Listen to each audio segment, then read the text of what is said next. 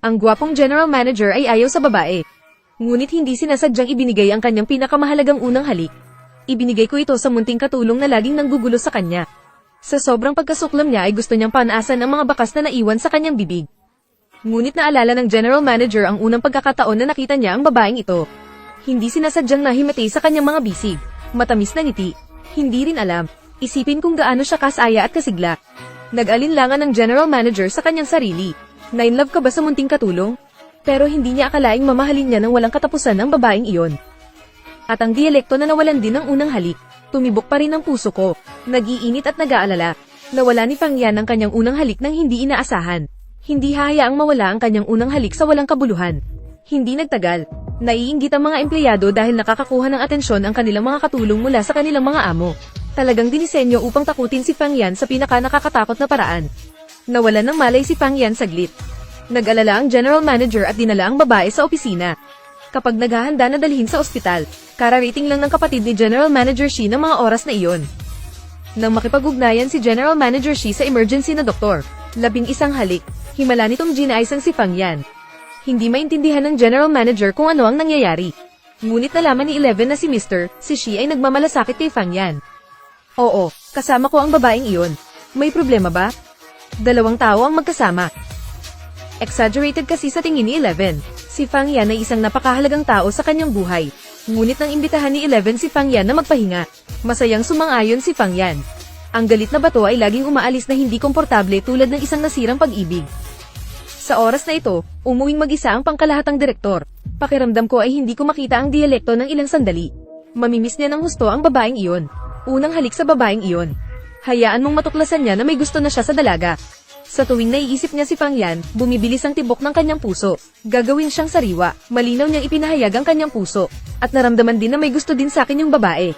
Hindi niya alam kung bakit. Itinago muli ni Fang Yan ang kanyang karamdaman. Hindi makaintindi. Ayaw na niyang mag-isip. Talagang ipinagtapat niya ang kanyang pagmamahal sa kanya sa isang araw ng nyebe. Fang Yan, bago kita nakilala. Trabaho lang ang buhay ko. Hanggang sa pumasok ka. Ngayon ko lang nalaman. Nakakatuwa pala ang mga araw na kasama ka. Masayang masaya. Fang Yan, gusto kita. Ngunit tulad ng isang taos-pusong pag-amin, tinanggihan ni Fang Yan. Sorry. Hindi kita kayang magkagusto. Alam niya na si Fang Yan ay palaging talagang gusto siya. Ngunit ang aking sakit ay nangangailangan ng 1 bilyon upang gamutin. Kailangan munang gamutin ni Fang Yan ang kanyang sariling karamdaman. Ngunit sa hindi inaasahang pagkakataon ay labis na nagtiwala si Fang Yan kay 11. Sinabihan ni Fang Yan si 11 na dalhin siya sa doktor. Alamin ang dahilan ng sakit, ngunit natuklasan ni 11 na ang kailangan ni Fang Yan ay hindi siya. 11 pagka-uwi, tawagan si Fang Yan, matapos makita ang video ng kanyang pagkahimatay sa kumpanya. Lumalabas na ang tanging taong makapagliligtas kay Fang Yan ay ang general manager. Hindi niya matanggap ang katotohanan ito. Itinago ng 11 ang katotohanan, dahil mahal ng lalaking ito si Fang Yan. At gumawa ng appointment Fang Yan. Ipatupad ang sarili mong immoral na plano. Ibinigay niya ang headphones kay Fang Yan para marinig ni Fang Yan ang hindi niya masabi. Dialect na yan. Ngunit ang balita na ang general manager ay naaksidente sa sasakyan ang pumihil kay Fang Yan na magpatuloy. Nag-alala si Fang Yan at tumakbo para makita si Mr. Shi. Ngunit narinig kong nagrereklamo ang nurse tungkol sa aksidente sa sasakyan. Hindi pa dumarating ang mga miyembro ng pamilya. Dumating na ba ang mga miyembro ng pamilya ng pasyente ng aksidente sa sasakyan? Nag-aalala si Fang Yan, nang hihina ang kanyang mga paa, at umupo siya sa upuan. Naalala ng dalaga ang general manager. Ipinahayag ang kanyang pagmamahal sa kanya sa pamamagitan ng pag-uugali. Alalahanin ng taos-pusong pag-amin ng general manager sa kanyang sarili. Ngunit tinanggihan ng kanyang sarili. Sa sandaling ito, si Fang Yan ay nakaramdam ng pagkadurog ng puso. Narinig ko ang walang magawang abiso ng doktor. Sinubukan namin ang aming makakaya. Naniniwala si Fang Yan na naaksidente sa sasakyan ng general manager. Ang panghihinayang ni Fang Yan ay nagsalita mula sa puso niya. Hinawakan ng 5 ang kamay ng lalaki sa hospital bed. Sinasabi ko sa'yo. Tinanggihan kita noong gabing iyon. Pero hindi ako sincere. Gusto kita. Ikaw ay gagaling.